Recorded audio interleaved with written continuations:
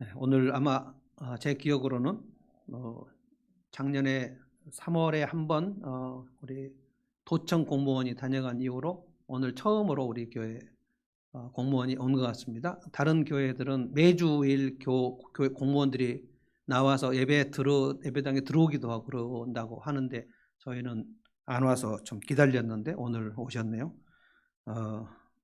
어떻게 예배 드리고 있는지 참 감시를 하는데 그 공무원들도 참으로 피곤할 것 같습니다. 지금 죽전에 있는 수지산성교회 거기에 아주 집단 감염이 많이 일어났고 그때 성탄절 행사, 어린이 주일학교 행사 다 하고 마스크 없이 다 했답니다. 그리고 송구 영신 그 행사도 했고요. 지금 경상북도 상주에 있는 인터콥 단체, 열방 단체인데 그 이름이 BTJ는 Back to Jerusalem, 예루살렘으로 돌아가자 하는 운동. 이 운동이 이제 그 인터콥인데요. 인터콥 운동은 선교단체 중에서 아주 극단적인 선교단체에서 대한민국의 모든 선교단체에서 인터콥을 퇴출시켰습니다. 그래서 매우 극단적이고 이상한 선교단체로 지금 되어 있는데 예전에 아프가니스탄 그 샘물 교회에서 피랍될 때도 그때도 그 행사를 주관한 단체가 인터콥입니다. 인터콥은 지금 신사도 운동과 그 백투 제루살렘 이스라엘로 돌아가는 시온 운동이 신앙의 본질이다라고 얘기하는 그 운동에 지금 함께 합류되어 있는데 어제 JTBC에서 그 미국의 국회의사당에 난입을 한 그 트럼프 지지자들의 그 운동, 큐어난 운동과 인터콥 운동이 지금 어떻게 연결되어 있는가를 지금 방송을 했습니다. 대단히 위험한 단체고요. 대단히 우리나라에 많이 퍼져 있는 선교단체입니다. 인터콥은 대단히 열정적인 선교단체여서 대학생들이나 고등학생들도 많이 지금 들어가 있고 이 정도로 극단적으로 나오기 전까지는 선교단체 활동도 많이 하고 외국 선교도 많이 했습니다. 그런데 지금 점점 극단적으로 흐르고 있습니다. 그래서 기독교를 싫어하는 사람들은 제2의 신천지 사태가 터졌다고 지금 얘기하고 있습니다. 저는 오늘 얕은 신앙에 대해서 설교하려고 하는데 굉장히 많은 크리스찬들이 이 얕은 신앙에 머무르고 있습니다. 신천지로 가는 분들도 많이 지금 있고 성경적 기독교에 대해서 제대로 알고 있지 않은 많은 분들은 다 여기에 해당되지 않나라는 생각이 들어서 오늘 설교 초반에 이 말씀을 지금 드립니다. 우리가 처음 신앙생활을 할 때 누구든지 깊은 신앙으로 출발한 사람은 아무도 없습니다. 초신자인데 그 사람이 깊은 신앙을 소유한다. 있을 수 없는 일입니다. 어린아이인데 어른으로 태어난다. 있을 수 없는 것처럼. 특별히 또 대부분 모태신앙으로 신앙생활을 시작한 경우에 그가 어른이 되었다는 것은 적어도 청소년이 지난 다음에 청년 시기에 인격적으로 자기 자신이 하나님을 경험하는 일이 없는 경우에 그러니까 주일학교나 중고등부 시절을 열심히 보냈다 할지라도 그가 어른이 되어서 부모의 신앙이 아니고 자신의 신앙으로 하나님을 만나는 경험, 야곱의 베델 경험 같은 겁니다. 그런 경험이 없는 경우는 대부분 그냥 얕은 신앙으로 평생을 보내는 사람들이 많이 있습니다. 저는 오늘 이 말씀을 하면서 누구는 얕은 신앙이다, 누구는 깊은 신앙이다 이걸 갈라치기 하려고 하는 것이 절대 아닙니다. 어떻게 하면 이 얕은 신앙의 특징을 버리고 좀 더 깊은 신앙의 세계로 들어갈 수 있을까? 목사로서 참으로 심각한 그 문제가 아닐 수 없습니다. 모두 다 얕은 신앙으로 시작을 하는데 얕은 신앙에서 출발을 합니다. 초신자들은 다 얕은 신앙이에요. 그런데 어떤 경우는 그 사람이 점점 깊은 신앙의 세계로 들어가는, 근데 어떤 경우는 좀 더 많은 경우가 그 얕은 신앙에서 끝까지 얕은 신앙으로 머물러 버리는 경우 저는 정말 많이 보기 때문에 그분들은 웬만해서는 깊은 신앙으로 들어가려고 하지 않아요. 오늘 설교 끝나고 마지막 찬송이 깊은 바다로 왜 들어가지 않고 얇고 찰싹거리는 물에서 쳐다만 보면서 못 들어가는가? 이 찬송이 딱 해당이 됩니다. 내 삶에 어떤 깊은 신앙의 세계가 있는지 그조차 알아보려고 하지 않은 그런 경우죠. 이들의 문제가 무엇인가를 오늘 여러분과 제가 좀 생각해 보겠습니다. 왜 그런가 하면은 오늘 이 얕은 신앙의 모습이 오늘 예수님의 고향 나사렛 사람들에게서 명확하게 보이기 때문입니다. 예수님께서 사역을 처음 하신 것이 갈릴리 나사렛 지역입니다. 어제까지 본문, 우리 오늘 누가복음 4장인데요. 3장 본문에 보면 예수님께서 시험 받으시는 장면이 나옵니다.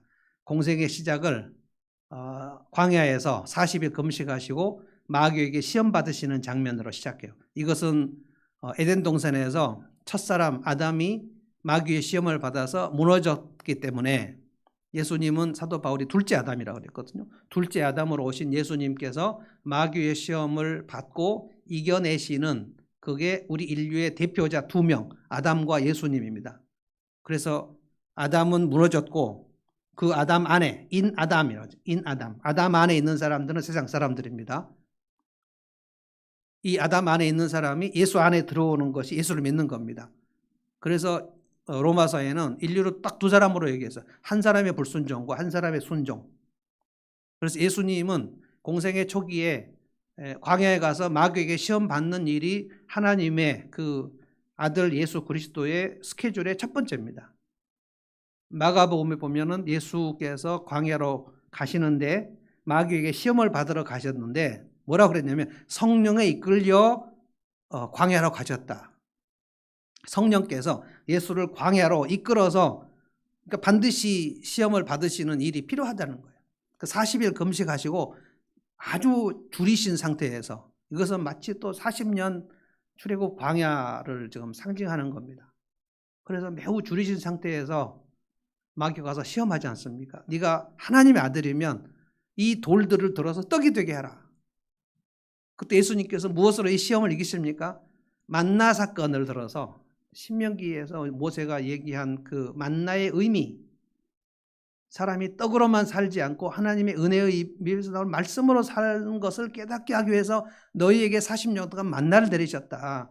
이 말씀을 신명기 말씀 인용해서 사람이 떡으로만 사는 것이 아니다.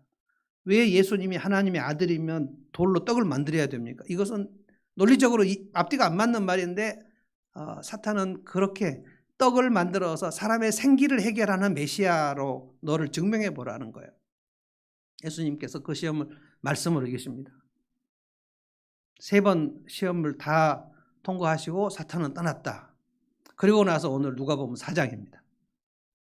그러니까 첫 번째 공생의 사역을 마귀에게 시험을 받으시고 이기시는 일 이후에 첫 번째 사역이 갈릴리 북쪽 나사렛. 우리가 생명의 삶 하면 이스라엘을 3등분하지 않습니까? 맨 아래가 유대 지방, 그리고 가운데가 우리로 말하면 충청도, 강원도 이쪽, 여기가 사마리아, 그리고 맨 위에가 북쪽 갈릴리, 그리고 거기 나사렛. 예수님이 사시던 곳이 나사렛인데 광야에서 시험 받으실 때는 유대의 땅 광야에서 시험을 받으시고, 그리고 예수님이 첫 사역을 갈릴리 쪽으로 가셨어요. 이거는 이사야의 말씀. 이사야는 뭐라고 얘기했냐면 어둠에 큰 빛이 내리는데 이방의 갈릴리에 하나님의 빛이 내렸다. 그러니까 갈릴리는 대단히 유대 사람들이 멸시하고 천대하는 곳이거든요. 물론 가장 천대받은 곳은 사마리아죠. 그러나 갈릴리도 엄청 유대인들이 천대를 받았고, 그래서 갈릴리를 거의 이방 지역이라고 말할 만큼, 이방이 아닌데 이사야는 이방의 갈릴리라고 얘기를 했거든요. 그래서 예수님께서 공생의 시작을 갈릴리에서 시작하셨고, 갈릴리에 있는 어부들을 불러서 베드로, 안드레, 야고보, 요한 다 갈릴리의 어부들을 제자로 주로 택하시고, 이 갈릴리에 대해서 예수님이 엄청 그 하나님의 빛을 증거하시려고 애를 쓰는데, 오늘 이 나사렛 사람들, 예수님 고향 사람들 예수님을 환영하지 않습니다. 강력하게 배척을 합니다. 저 나사렛 사람들이 오늘 예수님의 설교 말씀을 듣고 예수님의 능력에 행사하시는 모습을 보고 예수는 메시아구나 하는 그 믿음 속으로 들어가려고 하지 않습니다. 그냥 예수를 밀쳐내요. 나는 예수를 다 안다. 나는 너를 다 알아. 이렇게 피상적인 신앙. 나는 네가 별로 우리에게 필요 없다고 생각해. 밀어내버려요. 그래서 오늘 저는 이 나사렛 사람들의 이 얕은 신앙의 문제가 오늘날 굉장히 많은 신자들에게 있다고 생각합니다. 어떤 이들은 깊은 신앙으로 들어가는가, 어떤 이들은 얕은 신앙에서 출발했는데 계속 얕은 신앙으로 그냥 가다가 인생을 마치는 경우 굉장히 많이 봤습니다. 저도 얕은 신앙으로 출발했어요. 저는 20년 동안 교회 20살까지 교회 다니면서 한 번도 깊은 신앙의 체험을 해본 적도 없고 깊은 신앙의 지식을 가져본 적도 없습니다. 예수 믿는 건 참으로 지루했고 예배는 지루했고 기도는 더 지루했고 금식 수련회 같은 것은 정말 따분했고 그냥 교회에서 하는 행사들 뭐 야유회 여름 수련회도 은혜 받는 것은 재미가 없고 예배 끝나고 하는 무슨 캠프파이어 이런 거. 그러니까 교회에 있는 활동 중에서 가장 표피적인 것들 그것을 제가 아주 즐겁게 하고 깊은 신앙으로 들어가지 못했습니다. 그러다가 25세 신학교에 들어갔을 때 저는 놀랍게 신학교 합신 25세 들어갔을 때부터 참으로 놀랐어요. 성경이 이렇게 고상한 것이었고 이렇게 놀라운 것이었구나 이걸 깨달았어요. 그러니까 제가 20년 동안 교회 다녔지만 저는 예수님을 알지 못했어요. 저는 유치부 때부터 교회를 다녔기 때문에 내가 교회를 너무 잘한다고 생각했어요. 이것이 얕은 신학의 첫 번째예요. 나는 예수님을 다 알아. 22절입니다. 그대로 나옵니다. 제가 한번 22절 읽어보겠습니다. 사람들은 모두 감탄하고 그 입에서 나오는 그 은혜로운 말씀에 놀라서 뭐라고 말합니까? 이 사람은 요셉의 아들이 아닌가? 마가복음에는 이 사람은 마리아의 아들 목수가 아닌가? 그런데 22절을 여러분 생각을 해보시면 굉장히 앞뒤가 안 맞아요. 사람들은 모두 감탄하고 그 입에서 나오는 은혜로운 말씀에 놀라서 이분은 누구지? 라고 생각해야 되는데 그 예수님이 하신 말씀을 놀라고 감탄하고 와! 그런데 우리가 잘 아는 이 사람은 마리아의 아들 요셉이고 이 청년은 이제 30살짜리 예수가 아니냐? 굉장히 사실 놀란 겁니다. 예수님께서 이 장면은 이사야 60장 지금 말씀한 건데 메시아의 예언, 이사야가 메시아에 대해서 예언한 것을 쭉 읽은 거예요. 예수님이 지금 30살입니다. 그 당시에 30살이 어느 정도 지금 30살하고는 좀 다르겠지만 그래도 지금 나사렛에서 평생 살았던 어른들이 볼 때는 지금 예수는 30이 이제 됐는데 이제 20대를 막 넘어갔는데 늘 자기들이 심부름 시키던 그런 청년인데 어느 날 고향으로 와가지고 회당에서 모세 율법을 읽는데 예수가 자기가 깼다고 한 거예요. 16절에 보면 자기가 자라나신 나사렛에서 들어가서 안식일에 회당에 들어갔는데 성경을 읽으려고 일어섰다 그랬어요. 그러니까 아마 그 회당에 있는 어른들이 좀 놀라고 쟤 뭐지? 제가 나가서 성경을 읽는다는 것은 이제 성경을 풀어주겠다는 뜻이 아닙니까? 성경을 읽었는데 어디 읽었냐면 이사야 말씀을 읽어요. 18절에 주님의 영이 내게 내리셨다. 이건 지금 메시아 얘기거든요. 주님께서 내게 기름을 부으셨다. 이게 기름 부으셨다라는 게 메시아입니다. 메시아. 그래서 왕이나 선지자나 제사장들에게 기름을 부어요. 이게 마시아흐라는 뜻입니다. 기름을 부었다. 이게 메시아예요. 메시아. 그러니까 왕이나 제사장, 선지자는 메시아의 사역을 구약에서 다 가리키는 사역입니다. 왕, 그리스도 왕. 선지자, 하나님의 말씀을 전해주는 그리스도, 제사장, 장차 십자가의 대제사장 사역으로 우리를 위해서 대속할 그 어린 양이신 그리스도, 이 구약의 모든 새 사역은 메시아 예수를 가리키는 것인데, 이 청년 예수가 내게 기름을 부으셨다고 얘기하고, 가난한 사람들에게 기쁜 소식을, 복음을 전하셨다고 얘기하고, 주님이 나를 보내셨다고 얘기하고, 이건 여호와를 말하는, 여호와께서 나를 보내셨다. 그래서 포로된 사람에게 해방을 선포하고, 눈먼 사람에게 눈 뜬 것을 선포하고, 억눌린 사람들에게 자유를 선포하고, 주님의 은혜의 해를 선포하게 하셨다. 그러고 나서 딱 자리에 앉았는데 사람들이 이제 무슨 얘기를 하려고 하는 건가? 자, 해석을 한번 들어보자. 근데 정말 놀라운 얘기예요. 이 이사야 예언이 오늘 내게 이루어진 것이다. 난 메시아다. 이 얘기를 한 겁니다. 그런데 듣는 사람들이 굉장히 놀라기도 하고, 그 은혜로운 말씀을 쭉 설명하면서 아마 이렇게 짧게 하진 않았겠죠. 훨씬 많은 얘기들을 쭉 하는 가운데 그들이, 와, 이게 이사야 예언을 지금 놀란 게 두 가지예요. 저렇게 이사야의 말씀을 잘 풀을 수가 있나? 그것도 놀랐고, 예수님은 그 율법 학교를 다닌 적이 없거든요. 근데 더 놀란 것은 저 이사야 메시아 예언이 자기에게 성취됐다고? 여기에 이제 놀란 거예요. 그러면 여러분, 이렇게 놀랐으면 지금 예수가 학교를 다닌 적도 없고, 율법 학교를 다닌 적도 없고, 두루마리를 자기가 언제 가지고 있었던 적도 없는데 갑자기 30살에 돼가지고 이 율법을 얘기하면서 이사야의 예언을 해석하는 경지에 이르렀으면 뭐지? 하고 질문을 해야 되지 않습니까? 어떻게? 그러니까 놀라긴 했어요. 어떻게 이 지식을 얻었을까? 어떻게 저런 능력을 행할 수 있을까? 내가 아는 저 예수가 맞다면 어디서 얻었을까? 어떻게 됐을까? 근데 자기가 메시아라고 얘기하니까 그러면 무슨 근거로 얘기하는가? 이걸 질문해야 되잖아요. 그런데 이 나사렛 사람들이 이 질문을 하지 않습니다. 그냥 나는 저 청년을 다 아니까. 의문이 들었는데 질문을 하지 않아요. 그냥 나는 다 안다 하는 거예요. 여러분, 시므온과 안나를 우리가 생각했습니다. 그 나이가 굉장히 많은 시므온과 안나.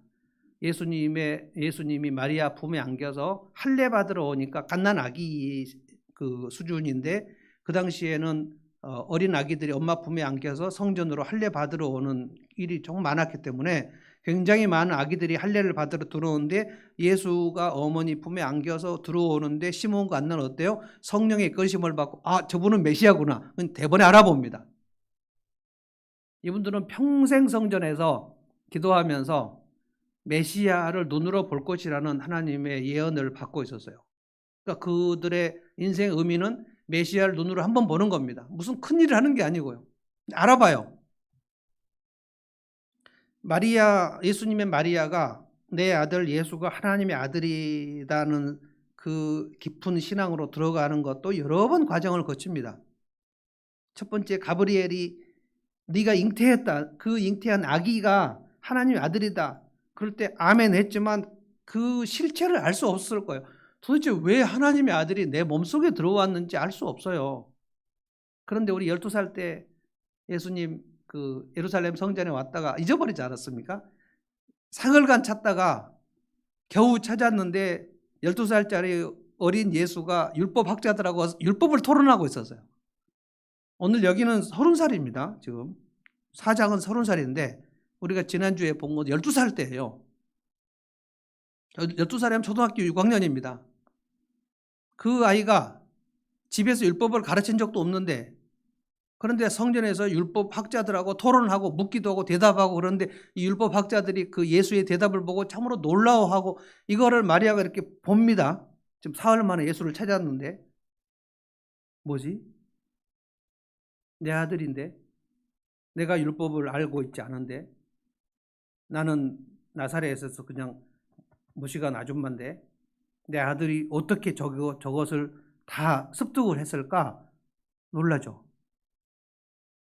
그리고 나서 우리가 3일간 엄마 아빠가 너를 찾았는데 어디 갔었냐? 우리가 근심을 했다. 그러니까 기진맥진하게 찾은 거예요. 3일간 12살 애를 잊어버렸으니까 예수 실종 사건입니다. 예수님이 뭐라 그랬습니까? 3일간 잊어버려 죄송합니다. 안 그러고 어머니 제가 내 아버지 집에 있어야 할 것을 모르셨나요? 뭐 이런 얘기를 한 거예요. 성전은 내 아버지 집이라고 얘기를 한 거예요.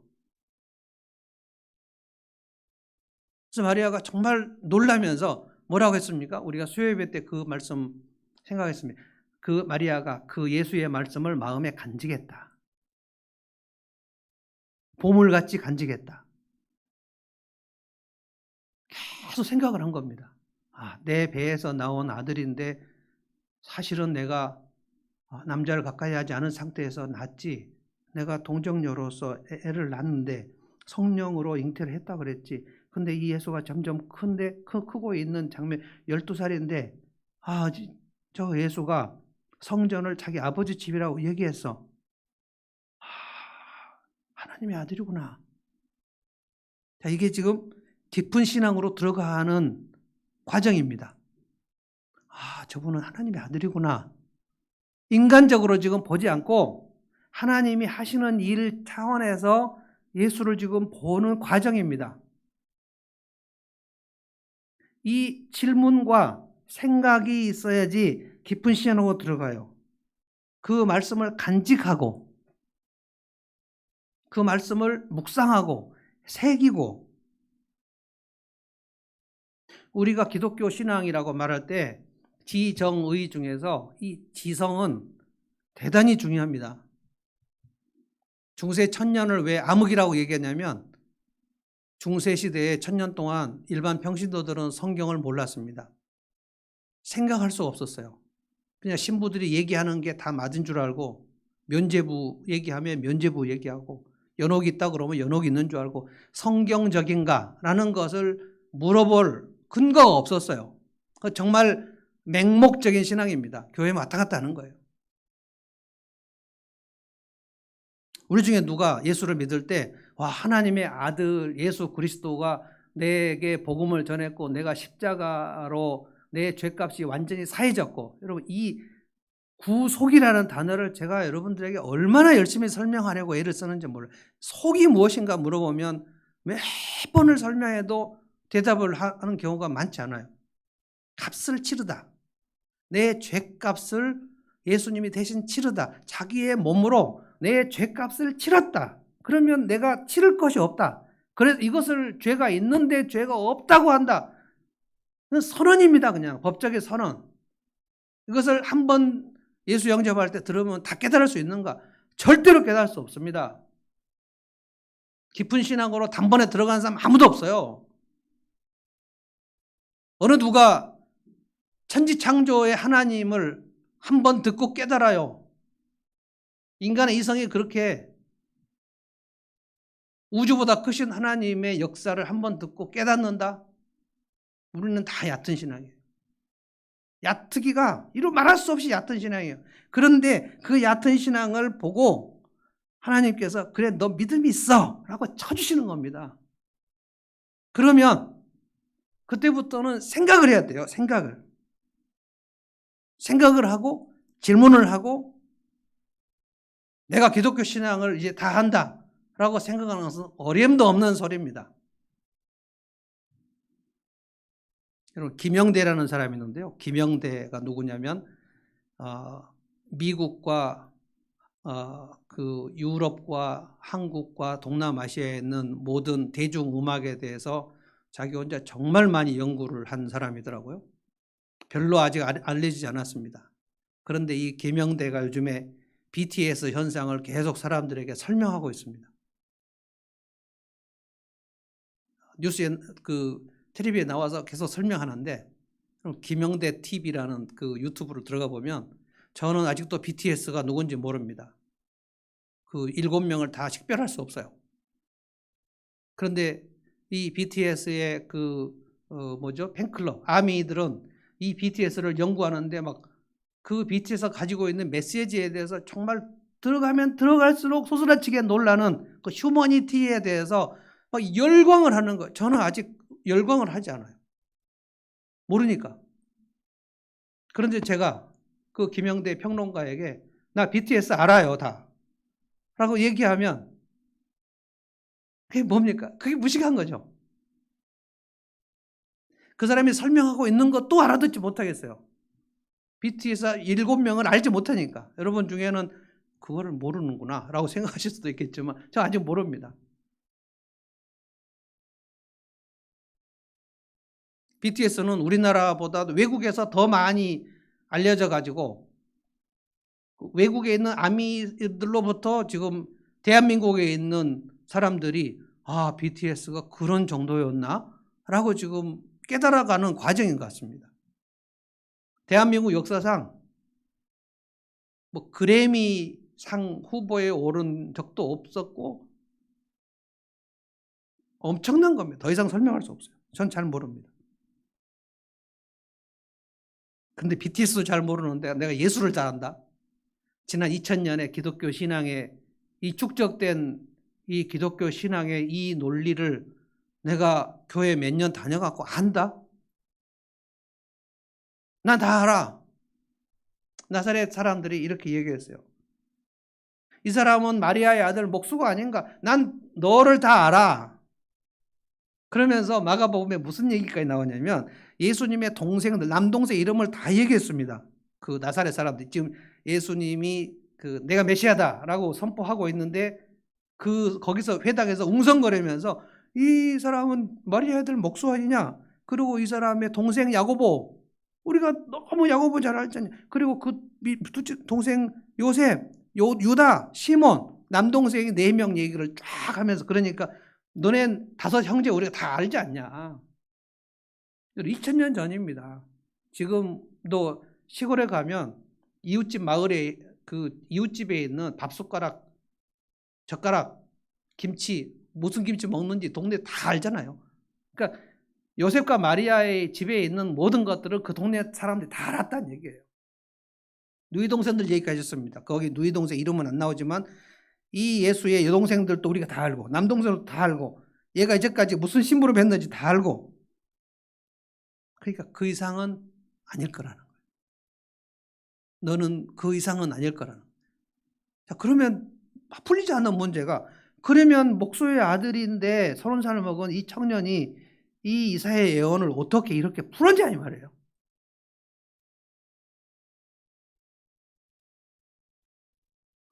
얕은 신앙에는 이 특성이 있어요. 질문이 없습니다. 질문을 하려면 뭘 좀 알아야 되거든요. 생각을 해야지. 질문을 해야죠. 질문의 결핍, 생각의 결핍, 지성의 결핍, 오늘날 대중적 기독교, 저는 대중적 기독교라고 얘기하고 싶어요. 우리나라의 한국 교회의 대부분 현상은 그냥 대중적 기독교입니다.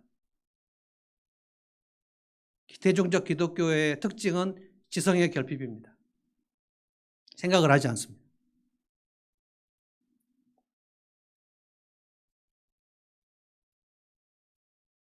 그래서 이렇게 이단들이 많은 겁니다. 그럼 제가 설교 초두에 얘기했지만 이번에 미국의 의회 난입 사건의 주동자들이 QAnon이라는 것인데 QAnon은 지금 그 프리메이슨 음모론의 추종자들입니다. 빌 게이츠가 백신에다가 DNA 조작을 넣어가지고 백신을 맞으면 우리는 모두 빌 게이츠의 노예가 된다라고 생각하는 사람들이 트럼프하고 생각을 같이 했어요. 그래서 우리는 백신을 맞지 않겠다. 굉장히 강력한 확신을 가지고 있습니다.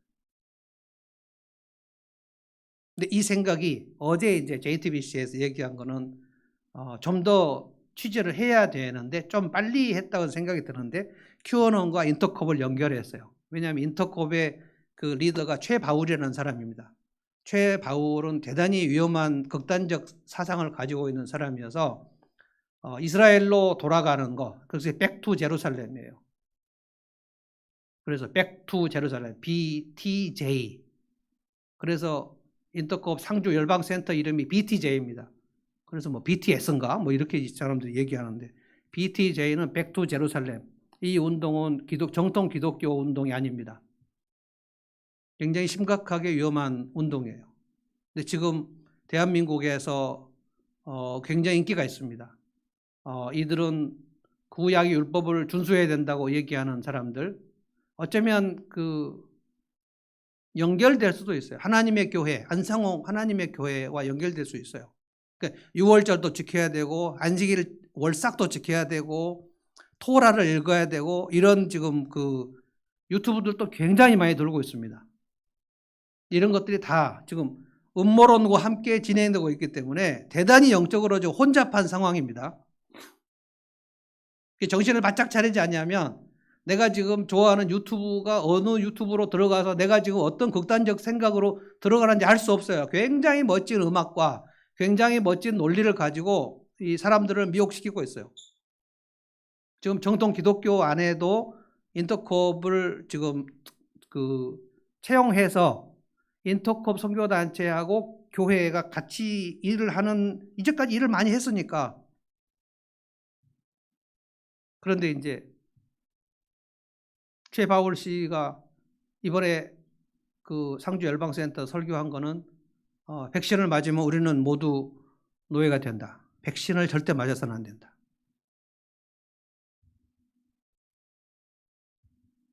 그것이 이제 이 우리나라 방역팀을 믿을 수 없다는 것과 연관이 돼가지고 상주 열방센터에서 모일 때 전부 핸드폰 끄고 추적당하지 않도록. 자, 어디가 생각이 납니까?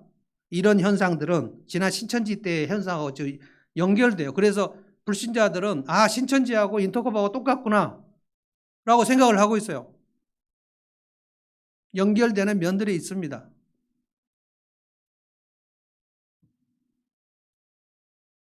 이단 아닙니다. 인터컵. 근데 이단이 아니면 다 괜찮은가? 그렇지도 않습니다.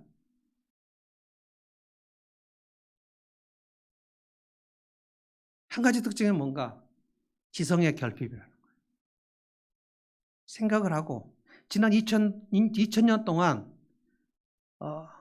이 성경을 해석해 오는 많은 뿌리가 있습니다. 뿌리, 정통 뿌리, 척추 같은 거기에 해당이 안 되고 지류에 해당이 되는 일들이 굉장히 많이 있습니다.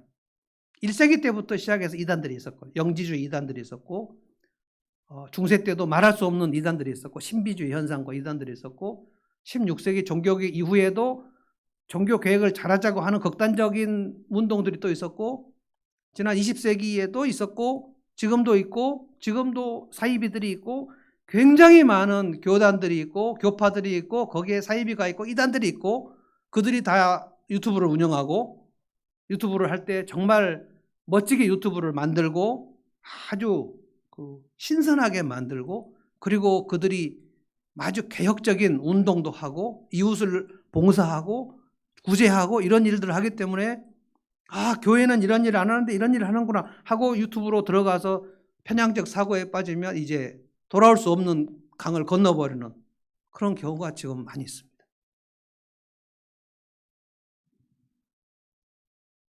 저는 31살에 공동체 라브리에 들어가서 3개월 동안 살면서 훈련을 받았습니다.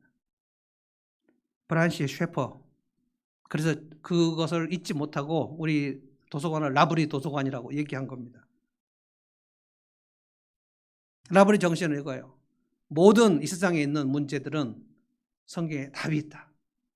그런데 즉각적인 답이 아니고 하나님께서 어떻게 이 땅을 만드시고 어떻게 우리 인간을 다스리시고 그리고 인간들에게 일어나는 이런 수많은 문제들에 대해서 어떻게 답을 가질 수 있는가를 단답형이 아니고요. 생각을 하게 만들어요. 생각.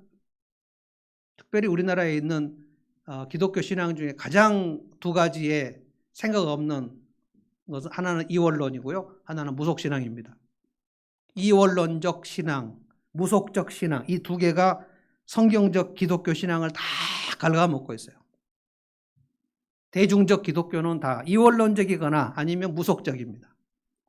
예수님을 믿되 신앙을 가지기는 가지되 샤머니즘이 가지고 있는 신앙과 비벼서 가지고 있는 거예요.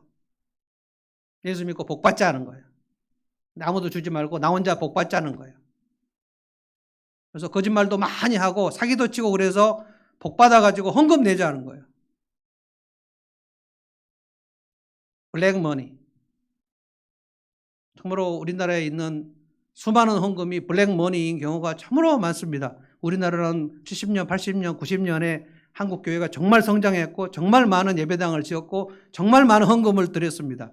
그런데 70년, 80년, 90년은 정말 우리나라 경제가 부패한 경제였기 때문에 다 뇌물 주고 편법으로 불법으로 해갖고 돈을 벌었는데 그 많은 돈을 번 사람들 중에 강남에 크리스찬들이 정말 많고 그들은 하나님의 은혜로 복을 받았다고 생각하지만 객관적으로 보면 정말 부정한 방법으로 돈을 번 사람들이 많고 집사님, 장로님, 권사님들 하나님의 축복을 받아갖고 많은 헌금을 했죠.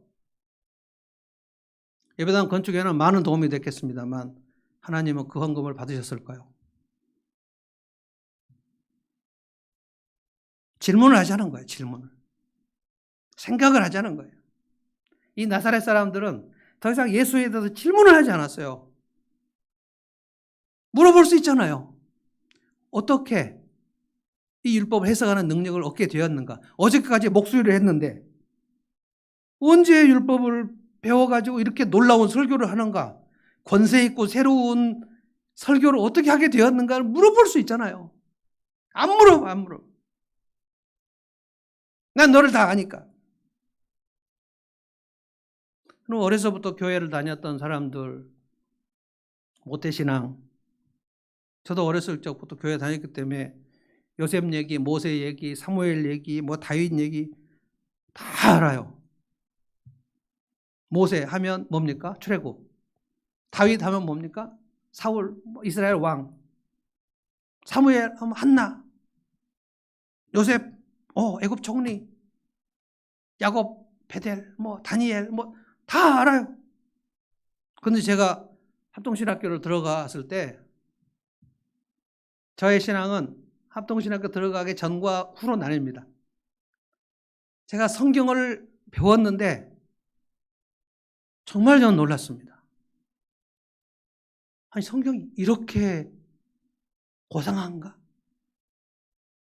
이렇게 기독교 신앙은 자부심이 가득할 만한가? 이렇게 풍성한 얘기들이 있었구나. 아브라함부터 예수님까지 그 역사를 쭉 읽어오고 공부하고 질문하고 하면서 제가 도표를 그리고 지도를 그리고 연대를 그리고 그렇게 들어가 봤을 때 와, 이거였구나. 이것이 옛날 얘기가 아니구나. 베드로가 뭐라고 했죠? 이것은 사람이 공교에 만드는 얘기가 아니다. 사람이 만든 얘기가 아니다. 종교는 사람이 만든 얘기예요. 복음은 하나님이 우리에게 주신 얘기입니다. 나사렛 사람들은 이 얕은 지식을 가지고 결국 뭐 했는가? 예수를 배척했습니다. 우리는 필요 없다. 우리는 너가 필요 없다. 화를 내면서 네가 무슨 메시아냐? 네가 목수 청년이지 네가 무슨 메시아냐? 알아보려고 하지 않고 배척했어요. 내쫓아버렸다는 거예요. 여러분, 얕은 신앙에 가지고 있는 가장 큰 폐해가 뭐냐?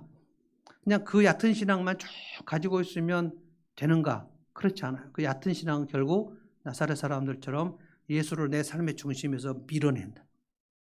예수를 밀어내. 얕은 신앙을 소유하고 있으면 그대로 충분하지 않다는 거예요. 예수를 밀어내요. 두 번째는 나는 예수 네가 별로 그렇게 필요하지 않다.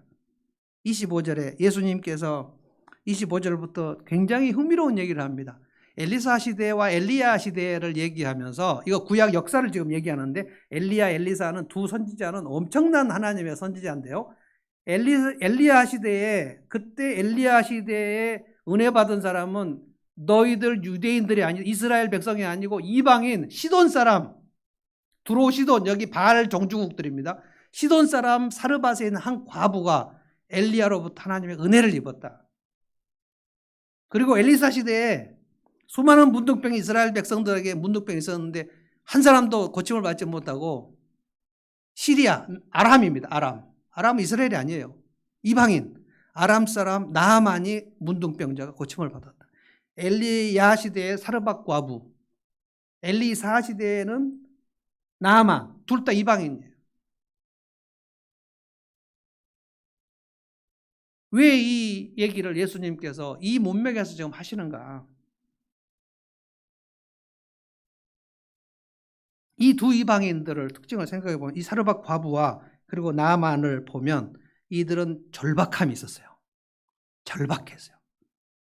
아주 심하게 기근이 들었는데 이스라엘도 기근이 들었고 엘리야 시대는 기근이 많이 들었습니다. 이스라엘에 기근이 들었다는 것은 무엇을 뜻하는가? 하나님께 다 불순종했다는 뜻이고 아람 뭐 그쪽도 다 시돈도 다 기근이 들어서 이제 마지막 그 밀가루하고 기름 그거 마지막 음식 먹고 죽어야 되겠다.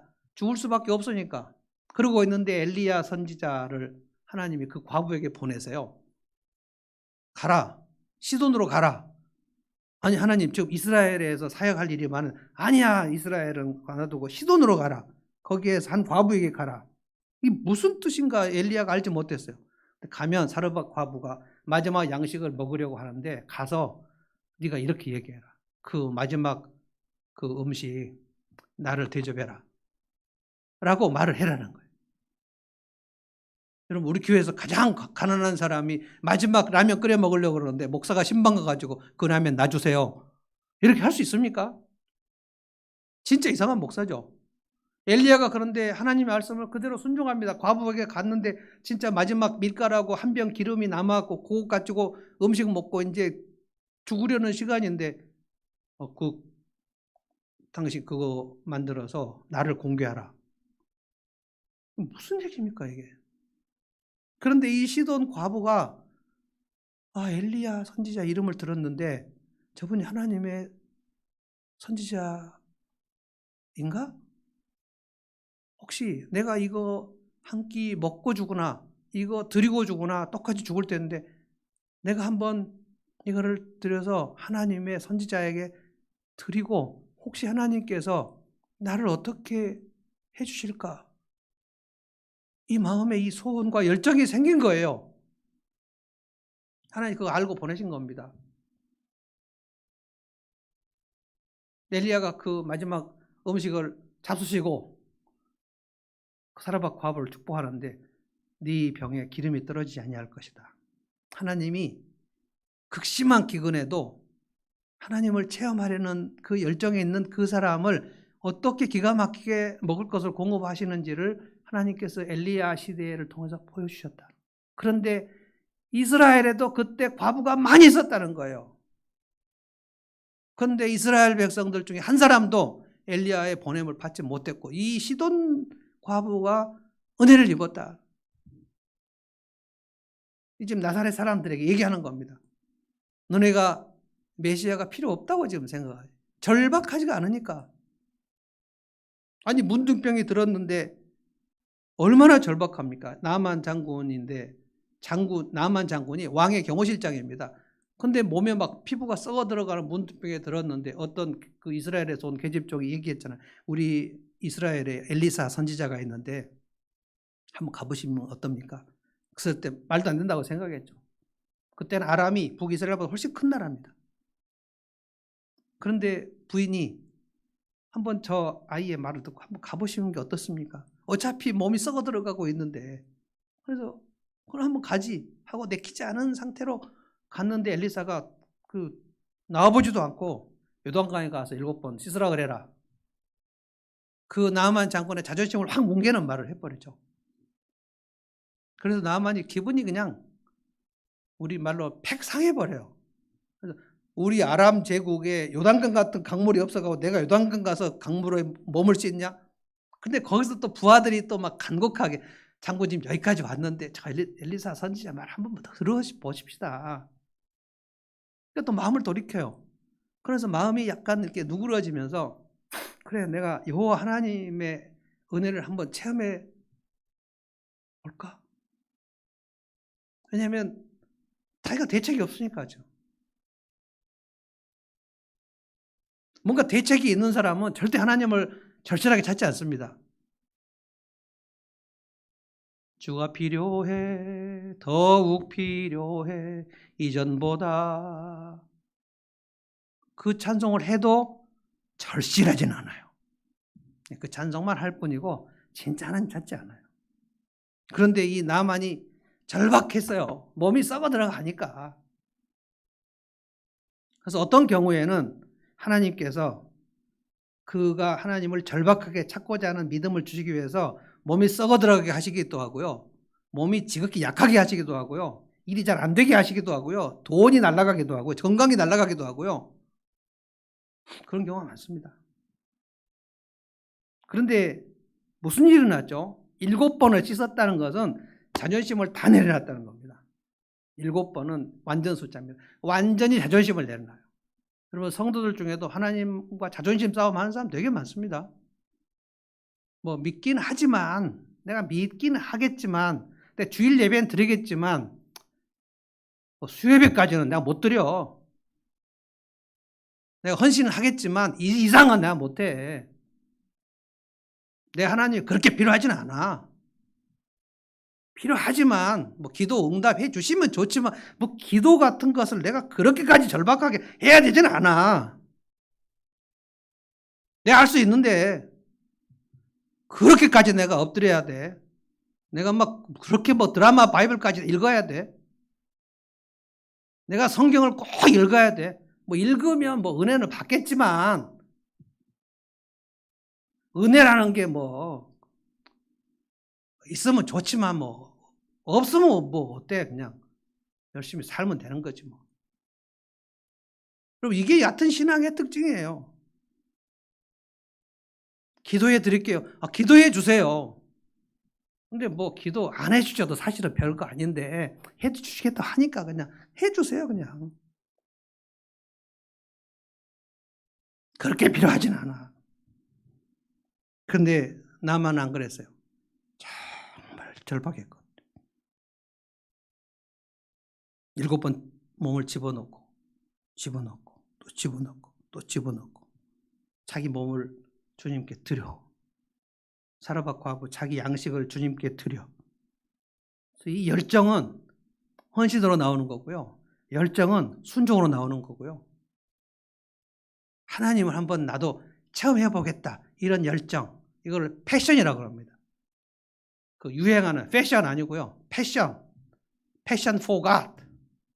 저는 가끔 제가 뭐 영어 잘 못합니다만 혹시 혼자 기도할 때 제가 할 수 있는 영어 막 하면서 패션 for God. 뭐 하나님을 향한 열정. 이게 다윗이 가지고 있었던 열정이거든요. 이 열정을 가져야 돼. 내가 하나님을 은혜를 한번 체험하고 싶다. 나도 깊은 신앙 한번 들어가 보고 싶다. 그렇게 막 집어넣는 거예요. 요단 강물에 집어넣어요. 근데 7번 집어넣고 나오는데 놀랍게 내 몸이 어떻게 이렇게 됐지? 열왕기상에 뭐라고 되어 있습니까? 그 썩어가던 나만의 몸이 어린아이 살결같이 부드러워지더라. 하나님의 은혜를 한번 체험해 보는 거예요. 그 몸과 그 영혼이 막 새로워지는 경험을 하는 거예요. 완전히 자존심 내려놓고 엘리사 앞에 가서 엎드립니다. 나아만이. 선지자요, 제가 아람으로 돌아가는데 내가 이스라엘 흙을 좀 가지고 가겠습니다. 그리고 내가 림몬의 신전에 왕 앞에 가서 왕을 호위해서 신전으로 들어가는데 거기서 제가 왕이 절을 할 때 거기 같이 있어야 되는데 그것을 저를 용서해 주시기 바랍니다. 이제 거듭난 거예요. 하나님 백성이 되어버린 거예요. 그런데 하나님 백성이 됐는데 신전에 가서 자기가 그 할 일을 생각해 보니까 너무 답답한 거예요. 엘리사에게 이거를 좀 우리 영어로 익스큐스를 좀 하는 거예요. 내가 신전에 들어가는데 여호와 성전에 가서 예배를 드려야 맞지만 제가 이제 아람 사람 아닙니까? 당분간 제가 신전에 가서 왕이 그 경배할 때 저도 거기에 있어야 되는데 저 어떻게 해야 됩니까? 엘리사가 평안히 가십시오. 제가 몇 번 이 말씀을 설교했는데요. 나중에 이스라엘 역사의 기록에 아람 군대 장관 여호와 왕의 경호실장 이름이 바뀝니다. 나아만이 아니고 하사엘로 바뀌어요. 저는 그렇게 추측합니다. 그 림몬의 신전에 들어가서 우상 숭배하는 것이 너무 괴로운 나머지 그가 사임을 했을 거다. 그러고 나서 나아만 얘기 나오지 않습니다. 이 열정, 하나님의 은혜를 한번 맛보고 싶다. 이 열정, 이 절박함. 나사렛 사람들은 이게 없어요. 그냥 얕은 신앙입니다. 예수님이 나를 만져주시면 좋고 안 해줘도 좋고 뭐 기도 응답이 되면 좋고 응답이 안 돼도 좋고 어차피 믿지도 않았어요. 내 믿음이 깊어지면 뭐 그건 나쁘지도 않겠지. 그러나 뭐 안 깊어져도 뭐 그냥 이대로 있어도 내게 별 문제가 없고 이러면 그냥 얕은 신앙으로 가는 겁니다. 눈앞에 메시아가 있는데 눈앞에 하나님의 아들이 있는데 그 하나님의 아들을 내쫓아요. 보십시오. 27절에 나만 얘기 끝나고 나서 28절 회당에 모인 사람들 이 말을 듣고서 모두 화가 잔뜩 났다. 이놈을 내쫓아야 되겠구만. 그래서 모두 들고 일어나서 예수를 동네 바깥으로 내쫓아요. 산 벼랑까지 끌고 갔어요. 그건 굉장히 화가 났다는 뜻입니다. 거기서 밀쳐서 떨어뜨려 죽여버리려고 그랬어요. 그 정도까지였어요. 여러분, 얕은 신앙의 가장 문제는 뭡니까? 그냥 얕은 신앙으로 머무르기만 하는 것이 아니라는 거예요. 예수를 그 삶의 중심에서 밀어낸다는 거예요. 그러면 예수님이 뭐라고 얘기했습니까? 어떤 사람이 귀신 들렸는데 그가 고침을 받아가지고 그 영혼이 깨끗이 소재가 되었다. 그런데 가만히 있으니까 그 귀신이 7귀신을 들어와가지고 나중 형편이 더 안 좋게 되더라는 거예요. 얕은 신앙으로 쭉 있으면 결국에는 그 중심에서 예수를 밀어내기 때문에 예수 아닌 다른 것이 그 중심으로 들어와 버립니다. 그게 신천지기도 하고요. 그게 안상홍이기도 하고요. 인터컵이기도 하고요. 음모론이기도 하고요. 이거는 거의 대체 종교의 현상을 가지고 있으면 뭐 한 가지를 붙들게 돼요. 제가 오늘 제 간증을 하고 마치겠습니다. 제가 지금부터 한 10여 년 전 같습니다. 제가 50대 초반에 제 마음속에 이런 고민이 있었어요. 그때는 제가 여러분들에게 그 얘기를 하지 않았습니다. 근데 아내에게는 했어요. 여보, 내가 설교를 하는데, 내가 기도를 하는데, 내가 뭔가 되게 내 신앙이 얕아서 뭔가 좀 깊은 세계로 들어가고 싶은데, 왜냐하면 제가 교회 역사의 전기를 읽어보면요.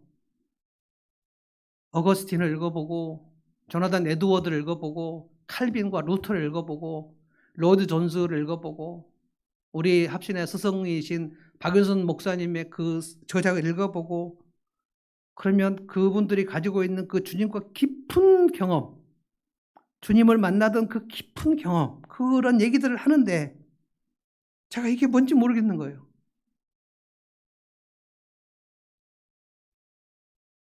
저도 성경을 설교하는데, 묵상을 하는데, 기도를 하는데 도대체 이분들이 그 주님, 예를 들어서 요나단 에드워드는 뭐라 하냐, 말 타고 가면서 주님과 교제를 했는데 이 달콤함, 이것을 이루 말할 수 없다. 그리고 끝.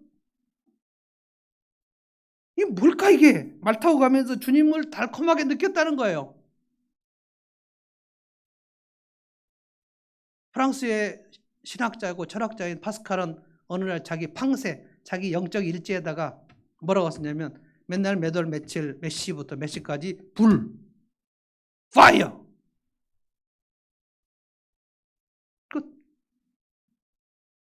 좀 자세히 좀 써주지. 불이 어떻게 했다는 거예요, 불이. 어떤 경험을 했다는 건가. 알고 싶은 거예요. 진짜 답답했습니다, 그때. 한 10년 전인 것 같아요.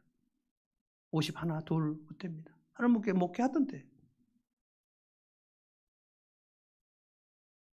정말 오랫동안 매달렸어요.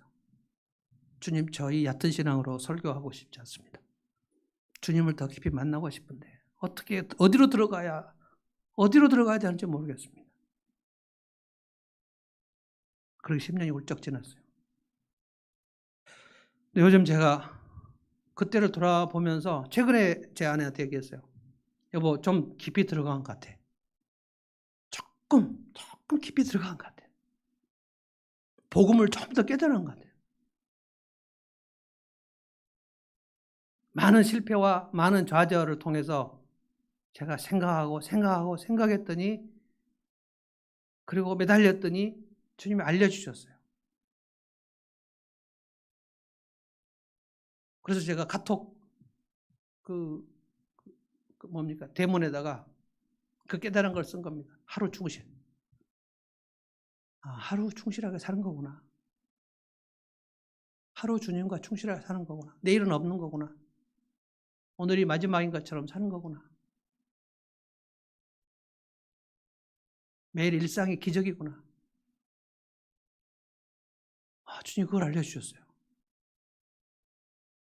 그리고 지난 2년 전 우리 교회에 큰 사태가 일어나고 난 다음에 깨달은 거 또 알려주셨어요. 하나님 앞에 큰일 작은 일 없다. 지극히 작은 일을 주님 앞에 충성해라. 그리고 지극히 작은 자를 돌보라. 이게 너에게 미션이니라. 주님이 이걸 알려주셨어요. 하루 충실, 지극히 작은 일, 지극히 작은 자. 위로하고 나누고. 예수님 말구 위에 들어오신 사건. 낮은 자리. 조금 더 들어간 것 같아요. 너무 좋습니다. 너무 좋아요. 주님을 좀 더 깊이 만났어요. 오늘 제가 얕은 신학에 대해서 여러분 얘기했습니다. 얕은 신학을 비난하고자 하는 게 아닙니다. 누구든지 얕은 신학으로 출발해요. 그런데 얕은 신학에서 좀 더 깊은 신학으로 들어가는 일단 두 가지 관문을 제가 말씀드립니다. 첫째, 질문이 있어야 됩니다. 질문.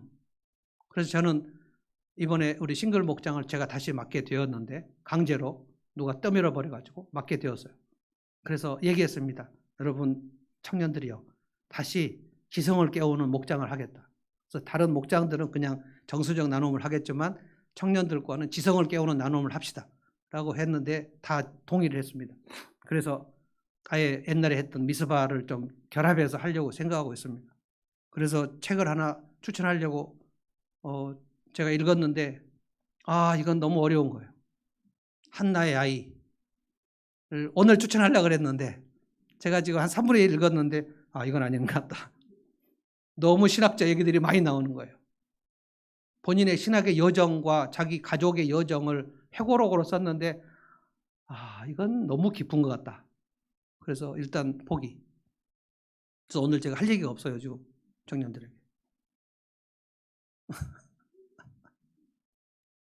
근데 저는 여러분 지금 이 설교를 듣고 계신 우리 성도님들에게 초청합니다. 주일날 오후 2시쯤 온라인으로 줌으로 목장할 텐데 이 목장은 앞으로 북쉐어링을 겸한 나눔을 하려고 합니다. 청년 이상 된 분들도 들어오실 수 있습니다. 콜라보로 자기 목장과 이 청년 목장 같이 들어오실 수 있어요. 들어오셔서 북쉐어링을 하고 좀 도움을 받으시면 좋겠어요. 지성의 결핍이 있어서는 얕은 신앙을 면할 수 없습니다. 또 하나 열정, 하나님을 체험하고 싶은 열정, 패션, 이것이 있어서 들어가 보시는 시도가 필요합니다. 그냥 나는 이대로 괜찮아. 나는 기독교를 다 아니까. 나는 교회를 다 알아. 이거 위험합니다. 여러분 교회를 다 알지 않습니다. 교회는 주님의 몸입니다. 주님은 머리이고 교회는 몸이에요. 교회 생활을 시원찮게 하지 마십시오. 여러분이 오늘 헌신한 이 사역을 마지막 날 주님이 기억하실 거예요. 네가 내 몸을 튼튼하게 건강하게 했다. 그래서 이 일을 여러분 임명받으셨을 때 1년 동안 벌벌 떨면서 그 일을 하시기 바랍니다. 주방을 하시든지 피아노를 치시든지 찬양을 하시든지 기계를 만지든지 주님 앞에서 벌벌 떨면서 마치 제사장들이 어린 양을 주님 앞에 올리듯이 그렇게 주님 앞에 들으셔야 맞습니다. 그러면서 헌신해 보십시오. 사라밧 과부처럼 나만 장군처럼 한번 들어가 보시라고요. 들어가 보시면 차원이 다릅니다. 와, 이런 복음이었구나. 내가 전에 알던 복음은 진짜 얕은 복음이었구나.